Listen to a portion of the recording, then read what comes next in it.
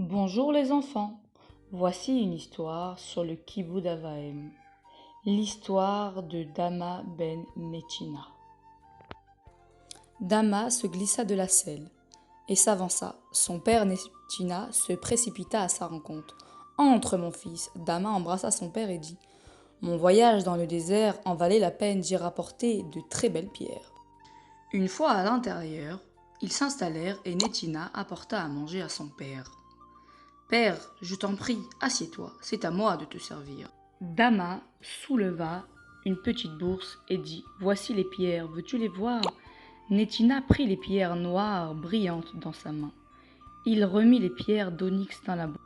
J'étais debout depuis l'aube, il est temps que je me repose.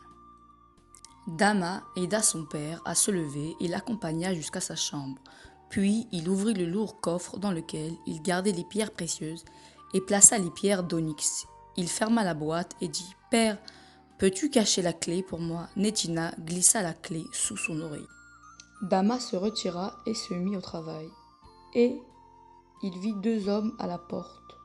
Dama les installa et un des deux hommes lui dit: Nous venons chercher à remplacer les pierres du Shoham du Kohen Gadol. Dama dit: Il se trouve que je possède de très belles pierres. Le Kohen lui montra les deux écrins en or et Dama dit: Je crois que je possède ce que vous recherchez.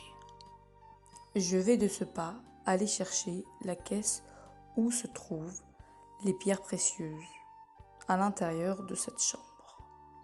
Je reviens de suite. Dama entra dans la pièce et vit que son père dormait profondément. Sachant que la clé se trouvait sous son oreiller, il ne pouvait pas le réveiller pour cela. Dama sortit de la chambre sans faire de bruit et dit: Je suis désolé, mais je ne peux pas vous fournir les pierres aujourd'hui. Mon père dort et la clé se trouve sous son oreiller. Les deux Cohen le regardent et lui disent: Pour une si belle somme, êtes-vous sûr?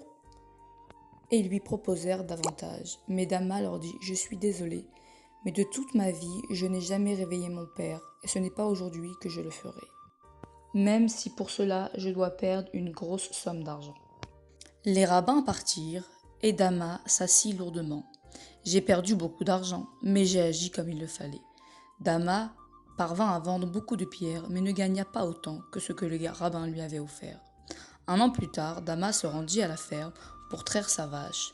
Dans l'étable, il vit un veau complètement roux. Il dit à son père: As-tu vu cela? Et son père lui dit: Je pense que les rabbins dont tu m'as parlé seraient intéressés par ce veau. Dama envoya un messager au rabbin, et bien vite les deux rabbins se présentèrent. Ils examinèrent la vache, et effectivement, elle était entièrement rousse. Un des deux hommes dit: Une vache entièrement rousse, c'est rare, c'est sûrement la pour avoir honoré ton père. Maintenant que je sais qu'une vache rousse est si importante à vos yeux, j'aurais pu vous demander des millions. Mais je ne désire que la somme que j'ai perdue en ne réveillant pas mon père. 600 000 pièces d'or, c'est un bon prix. Les deux rabbins se regardèrent et le plus jeune dit: Si quelqu'un me demande comment honorer ses parents, je donnerai toujours l'exemple de Dama, fils de Netina.